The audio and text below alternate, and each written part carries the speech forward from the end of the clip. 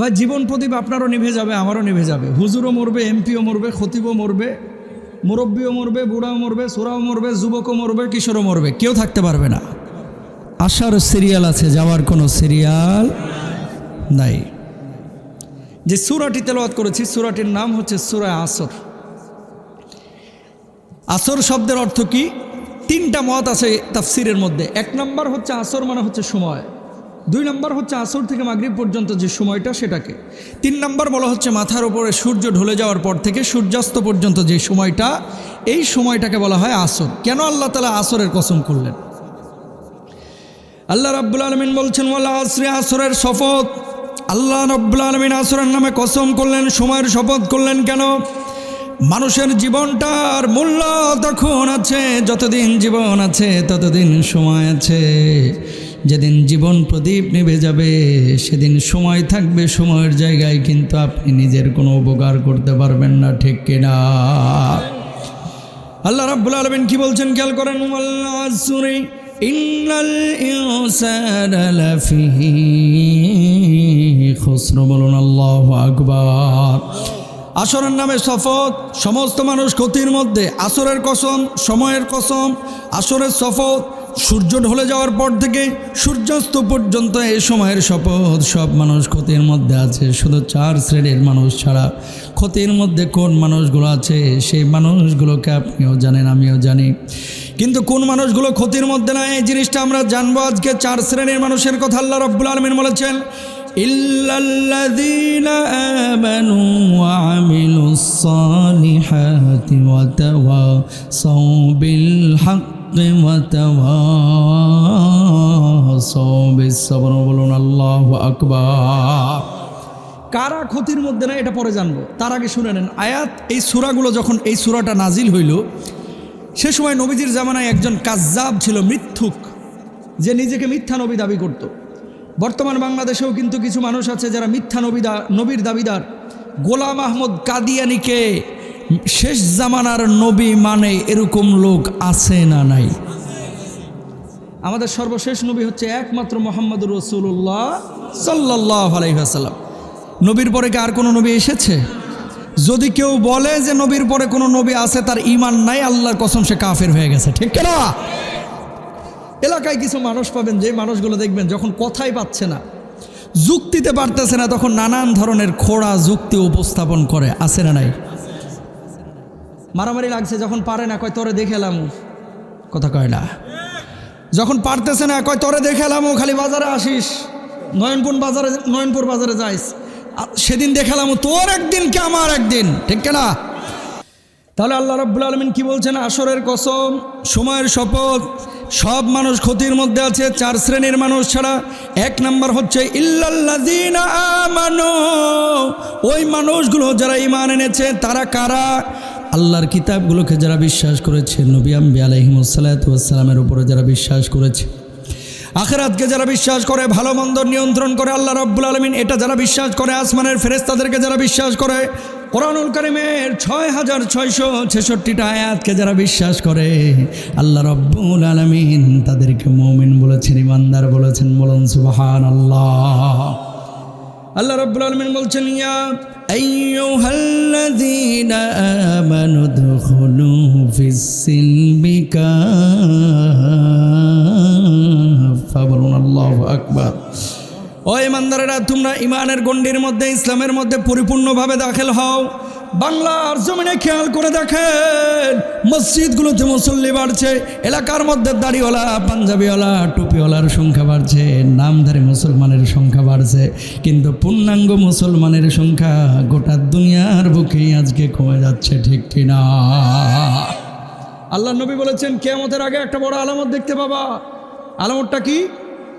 মসজিদগুলোতে মুসল্লি ভরপুর হয়ে যাবে, এলাকার মধ্যে পাঞ্জাবিওয়ালা, টুপিওয়ালা, নামধারী মুসলমানের অভাব থাকবে না, কিন্তু প্রকৃত মুসলমানের বড় অভাব, ঠিক কিনা? এই জন্য খেয়াল করে দেখেন, আপনার আমার এলাকার মধ্যে মসজিদে নামাজ পড়ছি, সামনের কাতারে, মাগার সুদের মায়া ছাড়তে পারতেছি না। ও আমি সরি, আমার ভুল হয়েছে, আমার ক্ষমা করিয়ে দেন।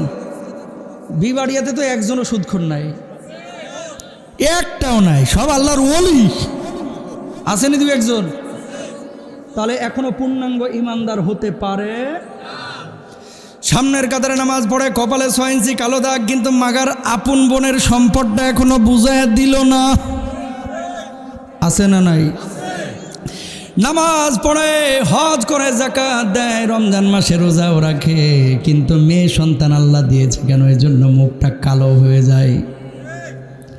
পরপর 3টা মেয়ে কেন হলো, 4টা মেয়ে হলো কেন? 4 দিন আগে আমার কাছে এক মহিলা ফোন দিয়েছে হোয়াটসঅ্যাপে, হুজুর আমার স্বামী যদি এক পাশে দাঁড়ানো হয়, কবর থেকে ফেরাউনকে দাঁড় করায়, অথবা মিশরের ওই জাদুঘর থেকে ফেরাউনকে যদি আমার স্বামীর পাশে দাঁড় করানো হয়, আর আপনাকে যদি বলা হয় কে বেশি ভালো, আপনি যদি আমারে জিজ্ঞেস করেন ফেরাউন নাকি আপনার স্বামী, আমি বলবো হুজুর ফেরাউনের চাইতেও বড় বদমাইশ আমার স্বামী। বলুন আউযুবিল্লাহ। ফেরাউনের চাইতে বড় বদমাইশ আমার স্বামী কেন? কথাটা দেখেন, বলার একটা উদ্দেশ্য আছে। ঘরে ঘরে আজকে বোরকাওয়ালি আছে না নাই? পর্দা করা এটা আপনার উপরে ফরজ, আমার উপরে ফরজ। ছেলেদের জন্য যেমন পর্দা ফরজ, মেয়েদের জন্য ফরজ। নামাজ পড়া যেমন ফরজ, রোজা করা যেমন ফরজ, হজ যাকাত যেমন ফরজ। আল্লাহর সিদ্ধান্তে কোনো মুসলমান বিপক্ষে অবস্থান নেবে না, এটাও কিন্তু ফরজ, ঠিক কিনা? পেটের মধ্যে ছেলে হবে না মেয়ে হবে জানে কে? আরো জোরে কন। পরপর 2 মেয়ে হয়েছে, এই জন্য মহিলারা বলছে এবার যদি তোর পেট থেকে কোনো মেয়ে জন্ম দিছস তাহলে তোরে তালাক। হুজুর আমার পেটের মধ্যে বাচ্চা, অথচ আমার 3 দিন সে আজকে দিয়ে রাত্রিবেলায় দিনের বেলায় আমার এমন পিটাইছে হুজুর, আমার পেটে বাচ্চা আর পিঠে আমার লাঠির দাগ পড়ে রয়েছে।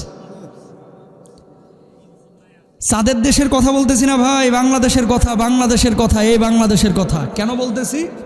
দেখেন এই লোকটা হয়তোবা সামনের কাতারে নামাজ পড়ে জুমার দিন, এই লোকটা হয়তোবা ইমাম সাহেবের সামনে খুতবা শুনছে, এই লোকটা হয়তোবা ওই ইমাম সাহেবের সামনে মিলাদ মাহফিল করছে, এই লোকটা হয়তোবা সবে বরাত হালুয়া রুটিও খাচ্ছে, এই লোকটা হয়তোবা সবে কাতরে আল্লাহর কাছে মাফও চাচ্ছে, আবার এই দিকে আল্লাহ যে মেয়ে দিচ্ছে এই জন্য বউ তালাকের হুমকি দিয়ে রেখেছে, ঠিক কিনা?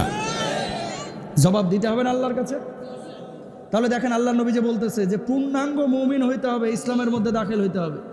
যেই কাজটা করলো যে মেয়ে হইলে তোকে তালাক দিব, ও মানুষ না, ও ফেরাউনের চাইতেও খারাপ, ঠিক কিনা? অথচ আল্লাহ রাব্বুল আলামিন কি বলছেন দেখেন, ওয়াইদা বুশিরা আহাদুহুম বিল উনসা যাল্লা ওয়াজহুহু মুসওয়াদ্দাও ওয়া হুয়া কাযীব।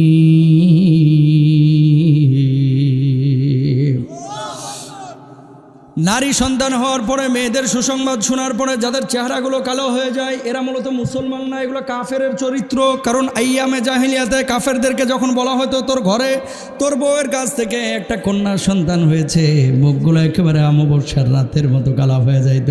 কোনো মুসলমানের বাচ্চার মুখ কালো হবে না। মুসলমান সব সময় চিন্তা করবে আল্লাহ তো এই নারী না দিয়ে আমার একটা ল্যাংড়ার লুলা প্রতিবন্ধী বাচ্চাও দিতে পারতেন, ঠিক কিনা? আজকে তোমার আল্লাহ 3টা মেয়ে দিয়েছে, দেখো গা অনেক জায়গায় আছে 14 বছর 15 বছর চিকিৎসা করে 20 লাখ 30 লাখ খোয়া ফেলাইছে একটা বাচ্চার লাগে, যে আল্লাহ ল্যাংড়া হোক, লুলা হোক, প্রতিবন্ধী হোক, অন্তত আমার একটা বাচ্চা দাও, ঠিক কিনা ভাইরা আমার? আছে না এরকম অসংখ্য মানুষ? কিন্তু আল্লাহ দিচ্ছে না, তোমারা দিচ্ছে। যারা মেয়ে হওয়ার কারণে মুখটা কালো হয়ে যায় এরা প্রকৃত মুসলমান হতে পারে। মায়ের জাত, নারীর জাত বড় দামি জিনিস ভাই।